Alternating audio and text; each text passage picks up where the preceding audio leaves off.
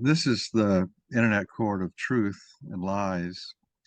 Its function is that if you believe that something is the truth in the media or you think it's a lie in the media, you can basically dissect the truth of the lie with some verdict questions as a plaintiff and then get some other people the same thing and see if they agree with you. What tends to happen in virtually every trial is the plaintiff is surprised that uh, some people have perfectly good reasons to disagree with. Surprised because you see how other people take something that you took a certain way. In this particular trial, I'm the plaintiff, and I have watched this particular claim that I'm going to be trying today is true, taken in about 1,000 ways, most of which are not what I intended, but it's really interesting. So my background is in computational cognitive neuroscience, working out how brains, we've found that there is what we call a fundamental symmetry of brain computation, which is very similar to what the stimulus response people used to say. The fundamental symmetry is that for eyes, anything you perceive, whether it's an internal perception, like perceiving your emotions, or external, perceiving something out there, your brain is computing what it can do about that. It's computing all the possible responses to what is being perceived. Not all of this, but 99.99999% of these responses that your brain is computing are unconscious. And most of what you perceive, what your neural system is perceiving, is unconscious as well. So Freud was right, but he grossly underestimated the amount of unconscious computation that goes on. It turns out that from an evolutionary point of view, if you were an early animal and you started developing neural systems, which we really don't know how long ago that was, we think it's on the order of 500 million years ago. The problem is that these systems, while they're very good at doing simple responses, like if something steps on a foot, the foot pulls back. But once the system gets complicated enough that it isn't just wired stimulus response, but there's memory going on. And so there's contextualization, which is the equivalent of forming predications around things. Then you have the problem. What happens if the stimuli tell you to respond in ways that contradict each other, in the sense that you may be trying to close your hand and open it simultaneously, and you can't do that. So your brain has to decide, is it going to open it or is it going to close it? It turns out it has to pick some single path that it's going to make the entire organism that it is the neural system for survive. So pick the best response and also perceive the right things. When perceiving the right things, it can pick the best response and it can then exert that best response. It turns out that the problem with that computational model is very simple, and it's got a big problem, which is it can't learn. If I perceive something and decide I've got to jump aside away from the car or something that's coming toward me, I've got to know I jumped. Problem is, you have to recognize that you accomplished the response. And if you don't have that ability, then you probably will be dead. You will not survive Darwin's stuff. In this paper, I said basically, if that does not happen, then we would all just be blobs. We'd basically be vegetables, because we have to have a way to have our entire body recruited to a single purpose and then recognize that we did that purpose, that thing that we were concentrating on got done. And if it got done, then we have some other things to do because we've been perceiving other things all the time. So we're sitting here, the number of perceptions that are going on inside your neural system right now is going to be in the billions. This is crazy, but we can count them. We can get to millions easy. Most all of these are unconscious unless they need to be conscious. Consciousness comes out as this one thing that is the thing that you're doing right this moment. If you are conscious of anything, there's one of my arguments. One of the things that differentiates consciousness in humans versus consciousness in lower animals is consciousness in lower animals is not happening all the time. In humans, it doesn't happen all the time either. The obvious one is sleep, but it's also not happening all the time, even when you're awake.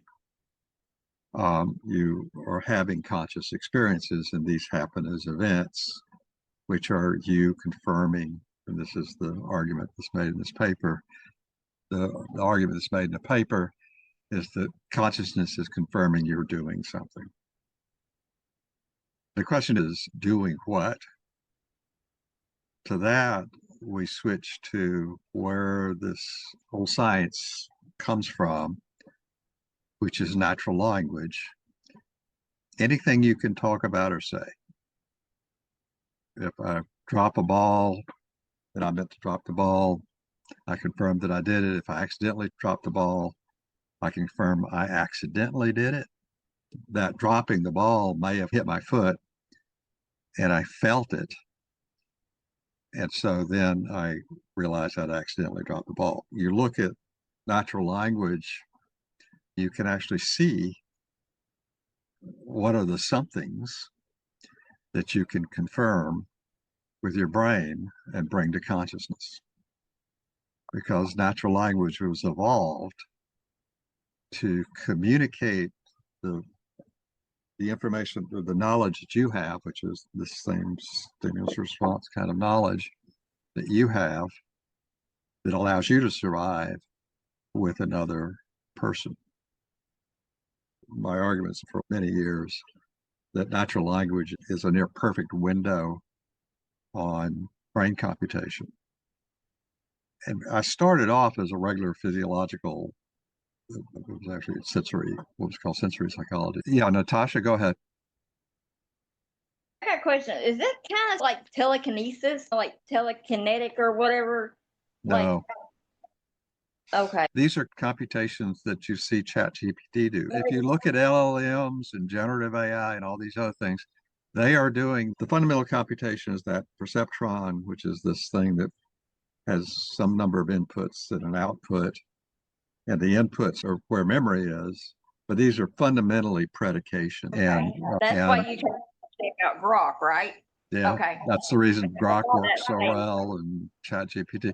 They're actually using this same computation model that we developed. It was actually originally suggested in the late 1940s. There was a number of us back in the 1970s that started experimenting with it, and I'm one of them. We realized what these computation models could do, and we were stunned. We tried to code them. I have a published study on this from '83 where I was modeling eye movements in reading. I was looking at where people look on a page and how they move their eyes to read a page. And for skilled readers, people who read well, and you'd have them read the page and you would ask questions about what was on the page to make sure that they had actually read it and comprehended it. It turned out you could see by their eye movements that they were not serially processing the words on the page.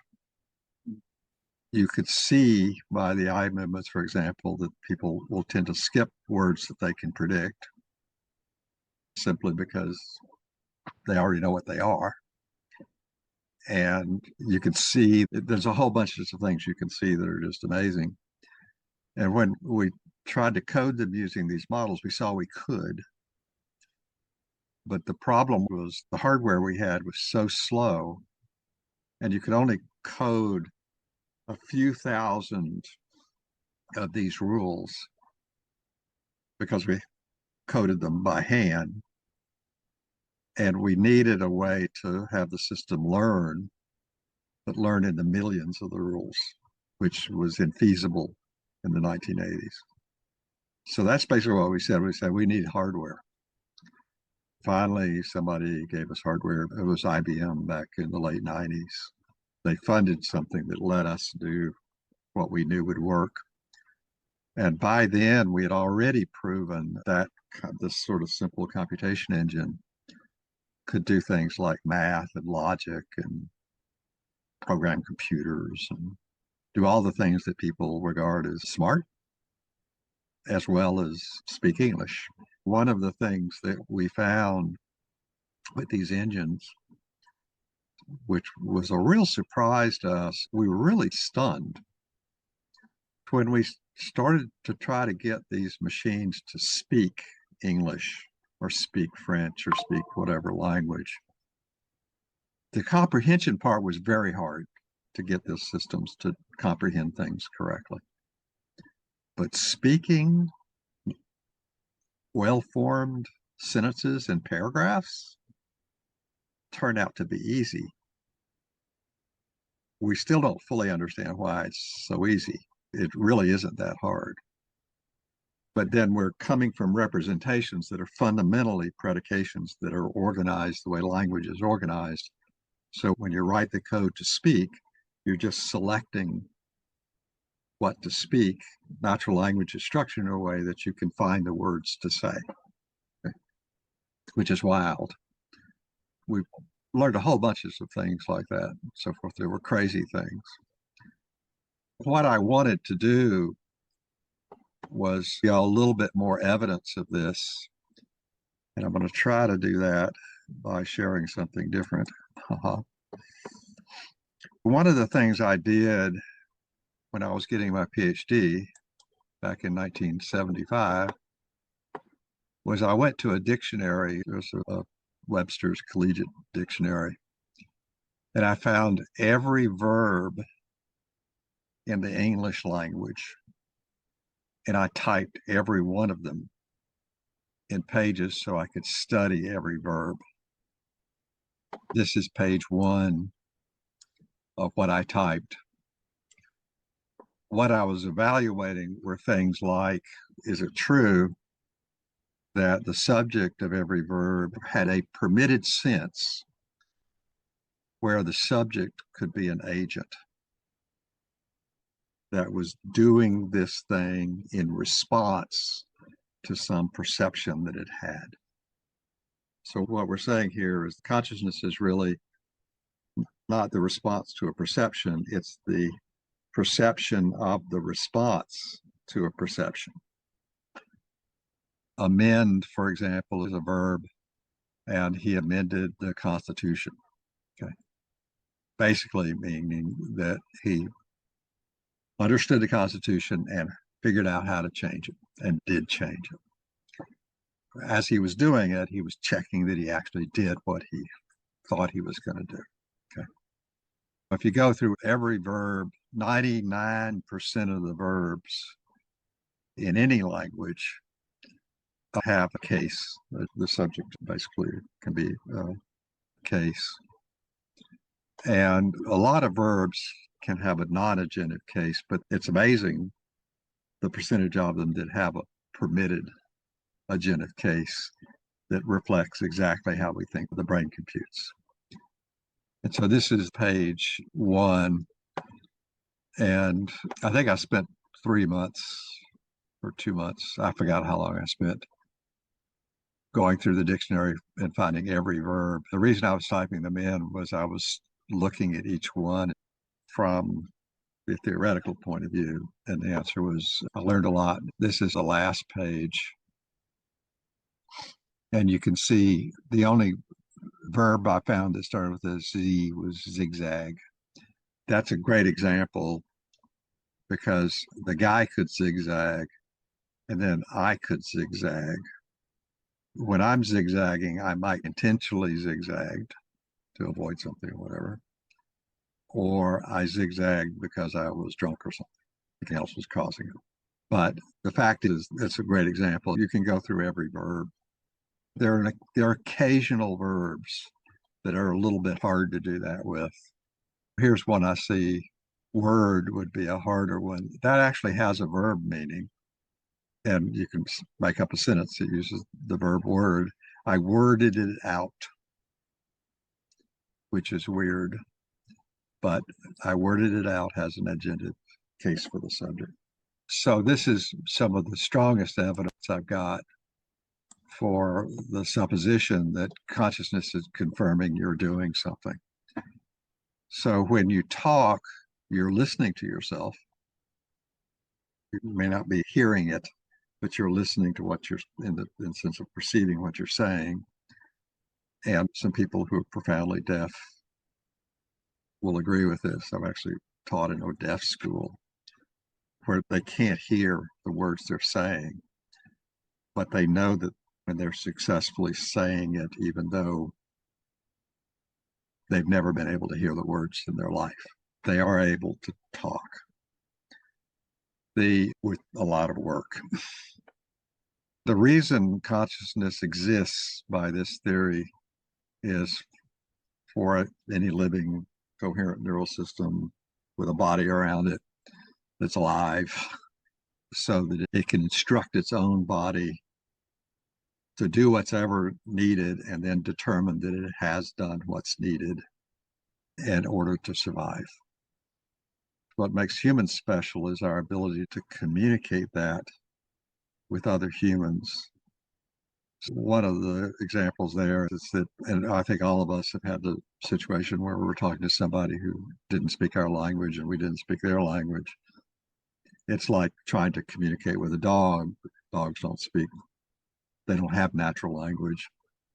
And the answer is that some communication can take place, but it's nothing like what happens with natural language. And the natural language organ was developed precisely to allow one brain to communicate with another brain in the most efficient way possible. So when you talk, that's actually what you're mostly conscious about, is what you're saying.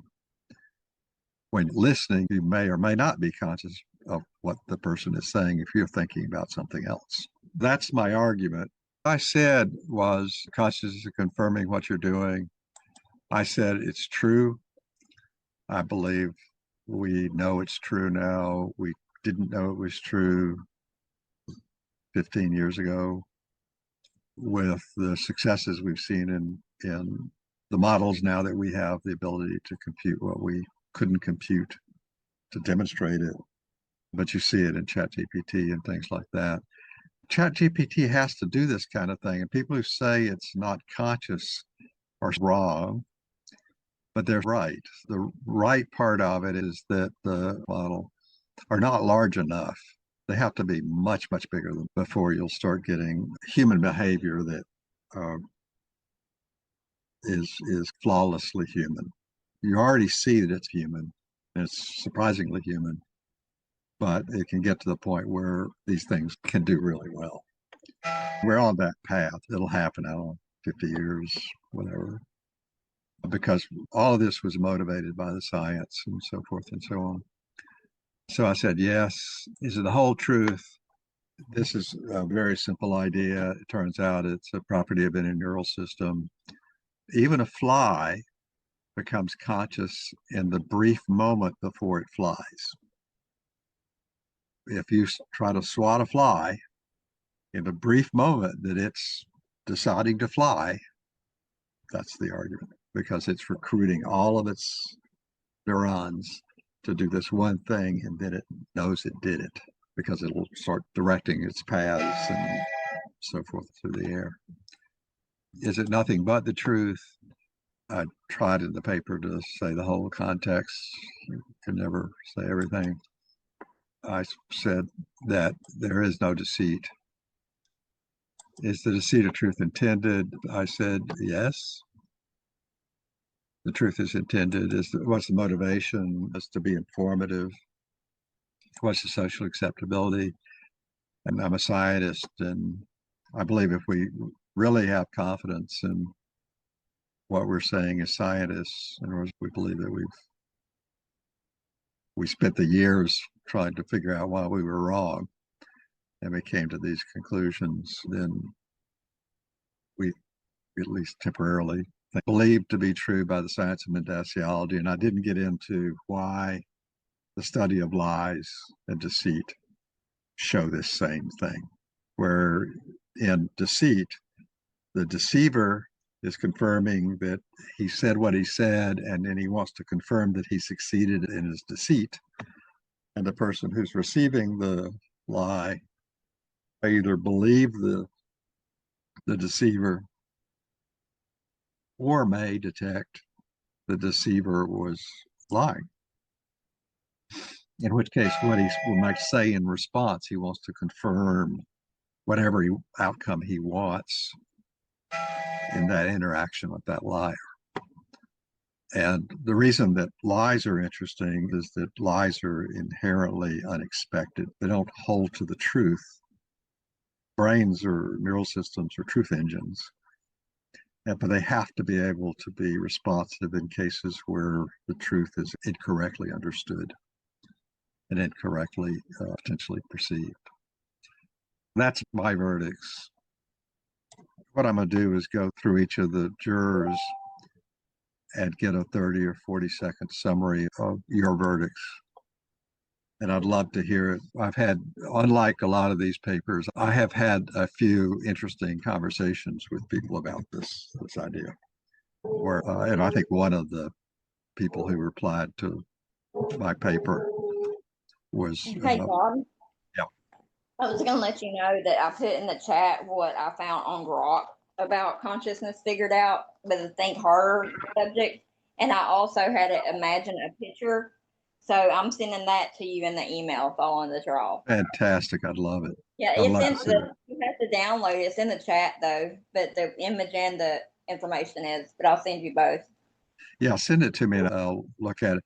I would be surprised if it got it right, because this is what I'm telling y'all is from us, is some of the deep science here. But everybody thinks they know something about consciousness, and they are making things up left and right. And that's not a bad thing. People who bother me are when a physicist says he understands consciousness and he's making it up. He's a smart person making things up and doesn't have a clue. After reading all this and listening, I typed up a summary, and I 100% agree. Consciousness is simply your brain's way of confirming what you are doing or thinking.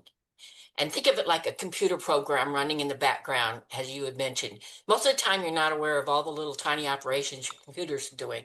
And when a specific task or window pops up, that's when you become aware of it. And in this theory, consciousness is that the brain signal to you that a process or action is happening. It's a moment your brain notifies itself. So that's what I came out of it. So the only thing that's a little bit different is that this way of thinking about brain computation, anything you do, any action you take, your brain takes to do something, whether it's to speak or to think about something or to look at the sky or whatever, or to talk to somebody, is a wish until it's done. And so it's an intention. The processing that hierarchically determines the actions that take place. Okay. The actual actions that take place. The key behind the whole consciousness thing is finding one thing you wish at this moment, you intend to do in this moment, and then doing it. And you may find the thing that you intend to do will take a day to do, in which case that's okay. 2 seconds later, you may think to do something else, get a cup of coffee, and you spend the whole day doing things and thinking a little bit about the other thing over the next day or two. And then all of a sudden you got it and you did the thing that you intended to do 2 days before. Okay. And that's what you're conscious of, is you're conscious of both the process of going through that and what you've accomplished, and then finally whether you actually accomplish it and you can forget about it or you just forget about it anyway. A juror two? That's me. I agree with everything.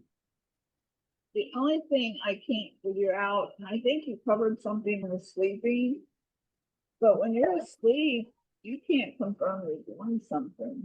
You know what I'm saying? But you're still you're alive. The other thing I think of, if you're in a coma, you're not conscious, or there's medical situations you're not conscious.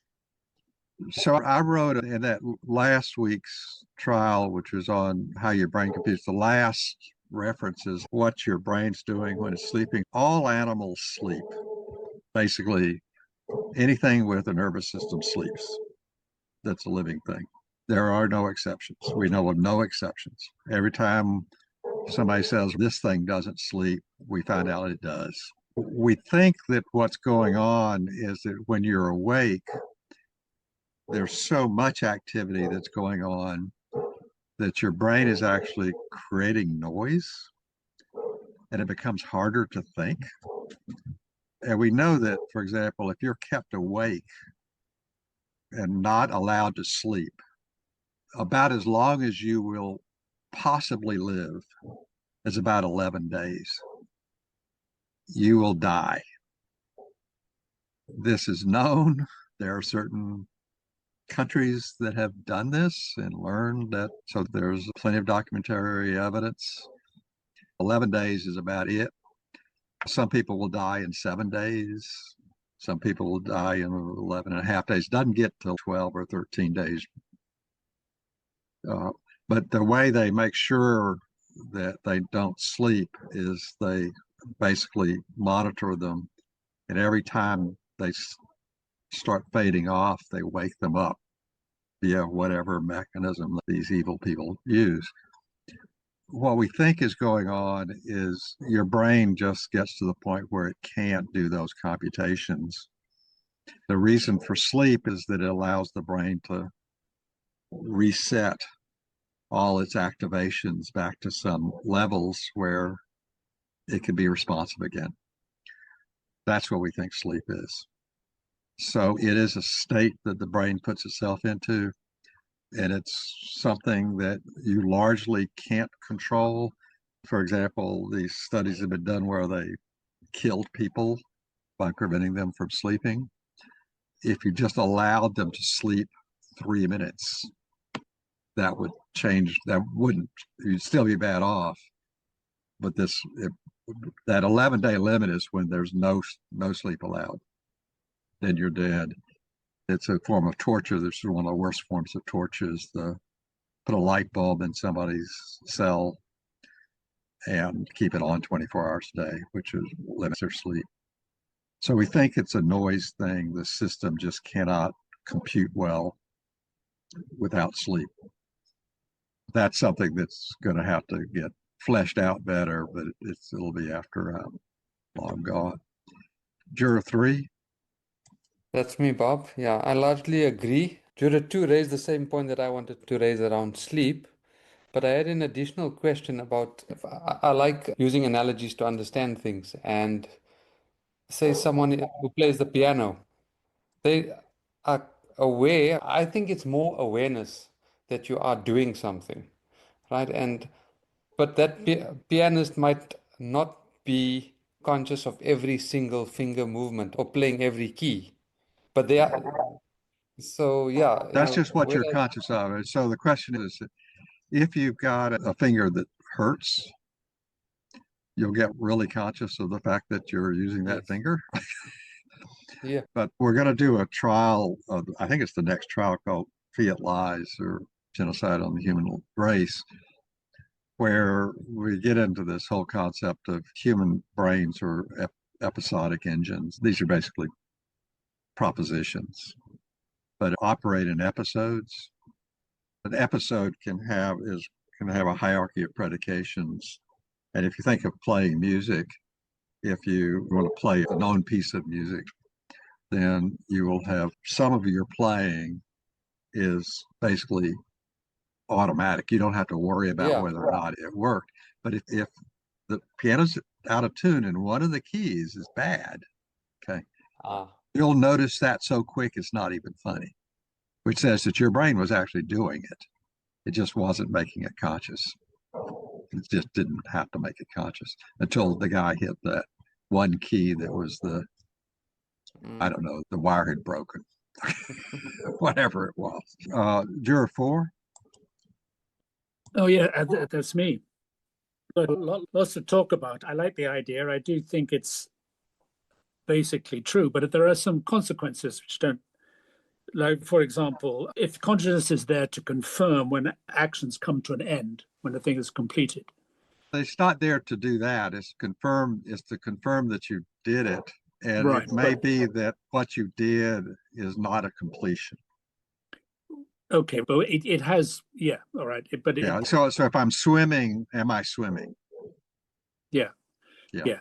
But yeah, but Not did I swim? But the components of the action, they do have a stop and a start, beginning and end, or something like that. Although the complexes, which again makes me think, though, so that if you lie, you're less conscious than if you tell the truth. That's interesting. So I think that may be right. That's actually an interesting point. Yeah, because you're dealing with that's something really interesting. Completed. Actually, that is a really good. That's a really good example. Yeah, that's going to cause me to try to figure out why that would be true, because I think I have the same take you have on it. It's true. Yeah. Yeah, it's good, but anyway, because to me that it seems to be slightly, for example, the autonomous nervous system, it works and it goes to completion, but it doesn't need consciousness to work, right? No, it does need consciousness to work. It's got to remind you every once in a while that you got to eat. Okay. It's got to remind you with pain if your heart stops. Okay. It can provoke consciousness, all right, but it doesn't. Well, your consciousness is, just like a lot of what, even when we're talking to each other, a lot of the processing that goes on is unconscious. What's going on in my retinas are unconscious, even though I'm seeing. Okay. But the heart's beating, and you can ask yourself, is my heart still beating? The answer will come back pretty quickly, yes. Or no. All right. So as they say. One other thing I wasn't quite clear about, you showed us the page of all those verbs. I wasn't actually quite clear what you were trying to tell us with those verbs, unless it was that consciousness means you can be both the subject and the object of the same verb. No, it really means that every verb has, this is called case theory. I don't know if you know about that, but the subject of the verb will have an agentive case. Sometimes you can have a subject of a verb that there's no agent there, like the rock rolled. What I was doing was I went to a dictionary, not the unabridged dictionary, but Webster's Collegiate. And I spent time studying every verb in English. And the way I did it, in order to know that I did it, was I typed every verb. This was before computers, so this was on a typewriter. You saw it was typed.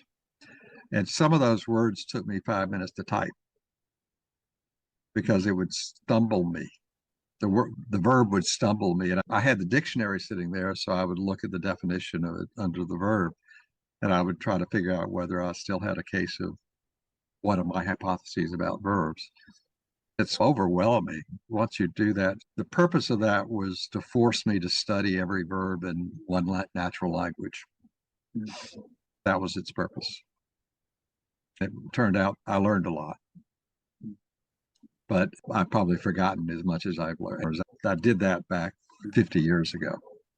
Yeah. I feel like I'm telling you, I have a test. I'll just be briefly a test about what I call because I'm writing and thinking about this, but I have this idea of insertion in the world.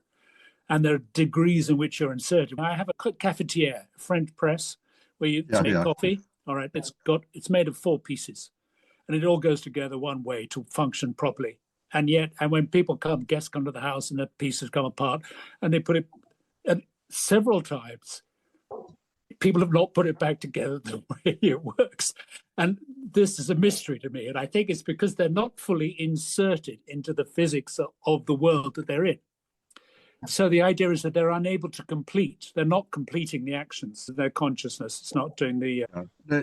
One of the constraints that we think the brain computation had, or the predication mechanisms have on them, is actually called completeness. People will think they think something, they will not actually understand it. They'll, like what they did with the press, which is they put it together, but they didn't really do it right. They really don't fully understand, as you said, the physics. I think that's extremely common, but there's a completeness criterion, which you're going to die when I say this. It's that they can explain what they did. They might be wrong, but they can explain what they did. Explain. That's crazy. That's Yeah. crazy evidence. But that explains why people can have the wrong stuff in their heads all the time. Okay, juror 6. Did I miss 5? It's 5, yeah. Okay, let's do 5. Hi there, you with me. I understand it a bit better now that you've explained it than to what I understood when I was just reading it. So I do agree with what everyone else said, because, for example, when you're thinking what's for dinner, you're not just thinking it, but you are aware of what you're thinking. Yeah, that's right. And that's conscious. What my argument is that what you're really conscious of is this confirmation that you have done what you intended to do. As you're doing it, it can be as you're doing it, that you are doing it. It doesn't have to be one little discrete thing at a time. It can be something that is, did you get dinner done? To go back to that other thing that Andrew and I were talking about, which is completeness, there is this really interesting notion of completion. What does it mean to complete it? Your brain will know what it means to complete it for you. That may be completely different for what it means to complete it for somebody else. By physics, one might be better than the other, but by how the brain computes, the brain is just trying to figure out that it did actually do the thing that it thought it did, okay, or that it wanted to do, it intended to do. So that's about it. So juror 6. Good evening, everyone. I totally agree what Jury 5 just said. Consciousness has not been fully figured out by science. Consciousness is the state of being aware, the subjective experience of thoughts, feelings, and perceptions. Science has mapped many brain processes linked to awareness, such as attention, memory, and discussion making. In my opinion, consciousness is partially understood but not completely figured out. Thank you. Thank you. So juror 8. Excuse me, I think it's juror 7 now. 7. I'm sorry, my brain is somewhere. I'm being unconscious about something. No problem. So initially I was a bit confused, but I think I'm now inclined to agree that it does make sense. That's how it works. And what I tried doing was relating it to the observer theory. Like, if you are not conscious of the thing, it still happens in the background. It doesn't mean it doesn't exist. Just like being conscious of bodily functions and stuff doesn't mean it's not there.